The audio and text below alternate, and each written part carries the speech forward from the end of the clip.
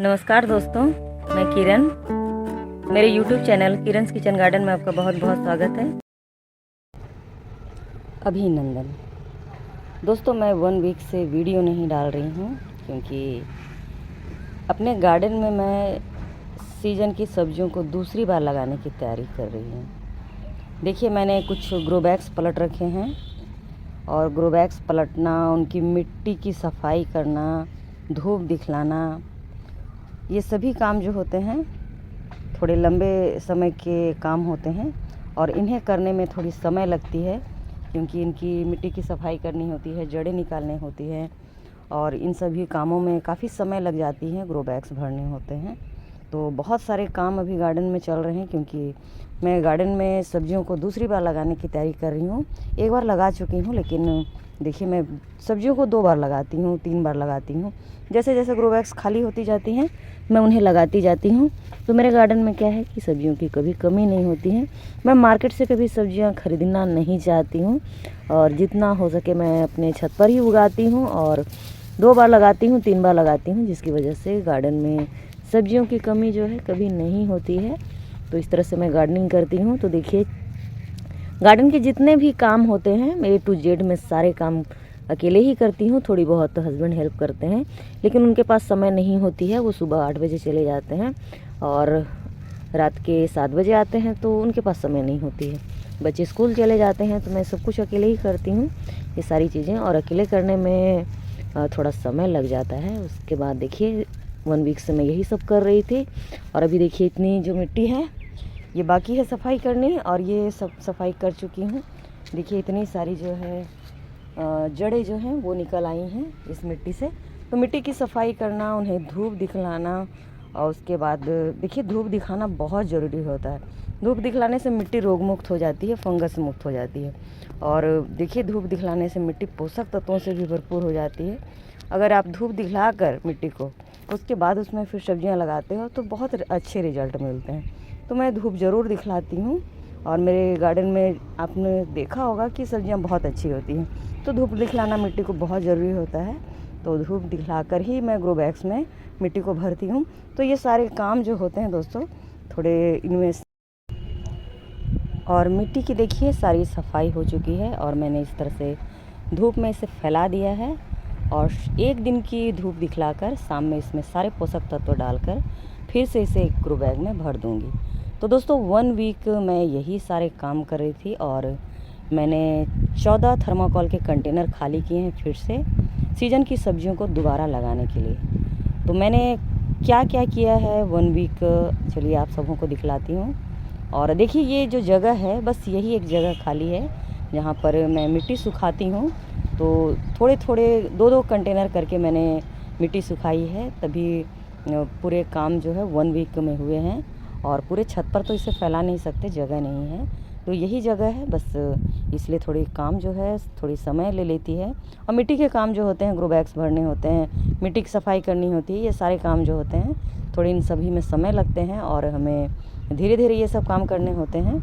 और तभी सारे काम जो होते हैं वो होते हैं, क्योंकि छत पर इतनी जगह नहीं होती हमारे पास।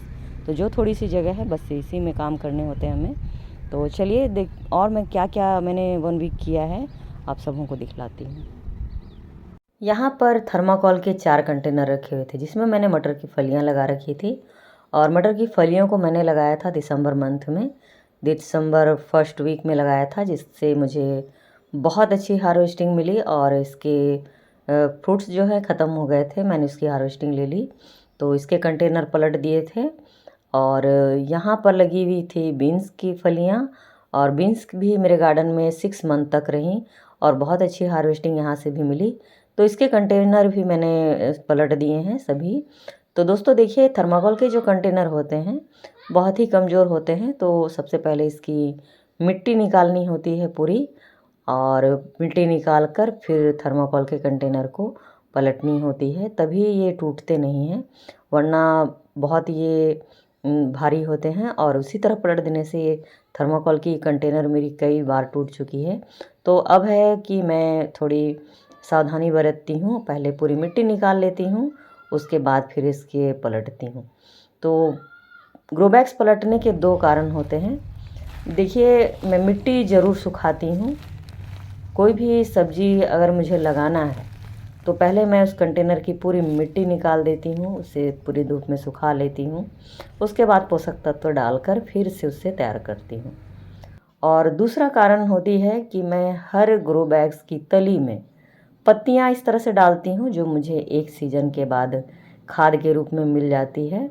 और बहुत अधिक पत्तियाँ डालती हूँ तो खाद भी देखिए बहुत अधिक मात्रा में मिलती है। और अगर इसे मैं पूरी तरह से मिट्टी में मिला देती हूँ तो जब मिट्टी बनानी होती है तो मुझे बहुत अधिक खाद जो है बिल्कुल भी नहीं डालनी पड़ती है।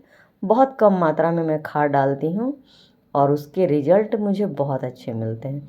दोस्तों, ये पत्तियाँ जो हैं बहुत पोषक तत्वों से भरपूर खाद तैयार करती हैं और इसके रिजल्ट मेरे गार्डन में आपको दिखते होंगे, बहुत अच्छे आते हैं, बहुत ही ज़्यादा अच्छे। और मैंने देखिए बहुत महंगी खाद है ये। मैंने इस मार्केट से पता किया था तो ये 120 पर केजी मुझे ये दे रहे थे। तो मैंने फिर उसे लिया ज़रूर उस समय में, लेकिन उसके बाद में पत्तियों की खाद जो है घर पर ही बनाने लगी इस तरह से। देखिए, कंटेनर में इस तरह से पत्तियाँ की बहुत अधिक मात्रा डाल देने से क्या होता है कि आपको खाद भी बहुत अधिक मिलती है एक सीज़न के बाद। तो पत्तियों को अलग से डिकम्पोज़ करने की ज़रूरत नहीं पड़ती। आप पत्तियाँ भरकर उसमें सब्जियाँ लगा दीजिए, एक सीज़न के बाद पत्तियों की खाद जो है आपको मिल जाएगी। तो पत्तियों को अलग से उसके उसके पत्तों की खाद बनाने की ज़रूरत नहीं पड़ती, वेट करने की ज़रूरत नहीं पड़ती है। इस तरह से पत्तियों की खाद आपको बिना वेट किए भी आप बना सकते हो। बहुत ही आसानी से ये बन जाती हैं देखिए। और इसके पोषक तत्व जो है, जो पौधे इनमें लगे हुए थे उन्हें भी मिलती है और एक सीज़न के बाद हमें पत्तियों की खाद भी मिल जाती है इस तरह से नए सीज़न के पौधों के लिए। तो मिट्टी पर जब आप इसमें कार्य करते हो, मिट्टी तैयार करते हो, तो मिट्टी जो है बहुत भुरभुरी हो जाती है, जिसकी वजह से कोकोपीट मिलाने की ज़रूरत नहीं है आपको या धान की भूसी मिलाने की ज़रूरत नहीं है आपको। आप देख सकते हो यहाँ मिट्टी से ज़्यादा आपको जो खाद आपको दिखाई दे रही होगी। देखिए मिट्टी कितनी कम है, खाद कितनी ज़्यादा है। और देखिए ये है पत्तियाँ जो मैं अपने गार्डन में यूज़ करने के लिए बाहर से मंगवाती हूँ। तो दोस्तों देखिए, इसे अरेंज करनी होती है। मैंने जिन्हें जनवरी और फरवरी मार्च में जिन पत्तियों के अरेंजमेंट किए थे उन्हें मैंने गर्मी की सब्जियों के लिए सारे कंटेनर भर दिए। लेकिन मार्च में मैं जब पत्तियाँ बहुत अधिक झड़ती हैं तब मैंने इतनी सारी पत्तियाँ अरेंज की फिर से। मार्च में सबसे अधिक पत्तियाँ झड़ती हैं, हर पेड़ से झड़ती हैं क्योंकि पतझड़ के मौसम होते हैं उस समय और हवा भी चलती है। तो बहुत अधिक पत्तियाँ हर जगह आपको, कहीं भी पेड़ पौधे हैं आपको हर जगह से पत्तियाँ मिल जाती है। तो मैं सभी कंटेनर जो हैं इन पत्तियों से ही भरती हूँ और पूरे मुंह तक भर देती हूँ, बहुत अधिक मात्रा में जमा करती हूँ। तो इस तरह से देखिए एकदम ऊपर की तह तक मैंने इसे तह कर रखा है, बिल्कुल भी ये कम नहीं है और इसे दबा दबा कर मैंने भरा हुआ है। तो ये थोड़ी मात्रा में नहीं है बिल्कुल, ये बहुत अधिक मात्रा में होती हैं। तो आप सोच सकते हो कितनी अधिक मात्रा में मुझे पत्तियों की खाद एक सीज़न के बाद मिल जाएगी। और जो पत्तियाँ डिकम्पोज नहीं हुई हैं उन्हें भी मैंने इससे ऊपरी सतह पर देखिए इस तरह से डाल दिया है। तो इस तरह से खाद पर मुझे बिल्कुल भी अधिक खर्च करने नहीं पड़ते हैं। मैं आपको बताऊंगी कि मैं कौन कौन से खाद का उपयोग करती हूँ। तो दोस्तों, मैं पत्तियों का इस्तेमाल बहुत अधिक करती हूँ, पूरे कंटेनर इस तरह से भर देती हूँ जिसकी वजह से मेरी छत जो है बिल्कुल हल्की रहती है, बिल्कुल भी वज़न नहीं पड़ता है छत पर।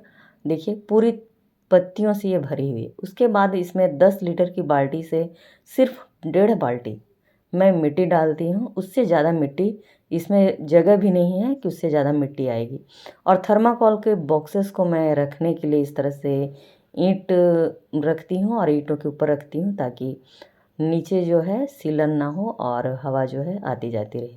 तो देखिए इसमें बिल्कुल भी जगह नहीं है, सिर्फ अब 1 या 1.5 इंच की इसमें ऊपर में जगह है। तो इसमें मैं सिर्फ 10 लीटर की बाल्टी से 1.5 लीटर बाल्टी जो है वो जो मिट्टी है, जो मिट्टी तैयार करूँगी मैं वो भरूँगी। तो देखिए ये बाल्टी है। अब बहुत अधिक मिट्टी नहीं लगती है। जब पत्तियों से आप पूरा ग्रो बैग भर देते हो और पत्तियां मैं बहुत अधिक मात्रा में अरेंज करती हूँ अपने गार्डन के लिए। और उसके लिए मुझे 3 महीने, ये जो पतझड़ के 3 महीने होते हैं, इसमें मैं यहाँ वहाँ हर जगह से पत्तियाँ लाती हूँ और सुखा सुखा कर बोरियों में भर कर रखती हूँ। और बारिश के लिए भी मैंने जमा कर ली है और सुखा कर उसे बोरियों में भर कर रख दिया है। और देखिए यहाँ बस एक बाल्टी देखिए मिट्टी डाली, ये 10 लीटर की बाल्टी है, बहुत अधिक मिट्टी नहीं लगती है। और इसी तरह मैं सारे कंटेनर भरती हूँ। इस तरह से देखिए छत के वेट भी कम रहते हैं। थर्माकोल के जो बॉक्सेस है बहुत बड़ी साइज़ है इसकी, इसमें बड़े साइज़ में आप कोई भी बेल वाली सब्जियां जो है बहुत आराम से लगा सकते हो। मिट्टी भी कम लगती है, लेकिन पोषक तत्व जो है उनकी कमी बिल्कुल भी नहीं होती है, क्योंकि 15 से 20 दिनों के बाद जब जड़ें इसमें पहुंचती हैं पत्तियों तक, तो उसके पोषक तत्व जो हैं वो पौधों को मिलने लगती है। और मिट्टी मैं बहुत अच्छी तैयार करती हूँ। भले ही मैंने एक बाल्टी ही मिट्टी डाली है, लेकिन वो एक बाल्टी जो मिट्टी तैयार की है मैंने, वो बहुत अच्छी तैयार की है, पोषक तत्वों से भरपूर तैयार की है। इस तरह से लगभग थर्माकोल के 9 कंटेनर मैंने तैयार कर लिए हैं सीजन की सब्जियों को दूसरी बार लगाने के लिए। तो उन सब्जियों को मैं दूसरी बार लगाती हूँ जिन्हें बच्चे खाना पसंद करते हैं।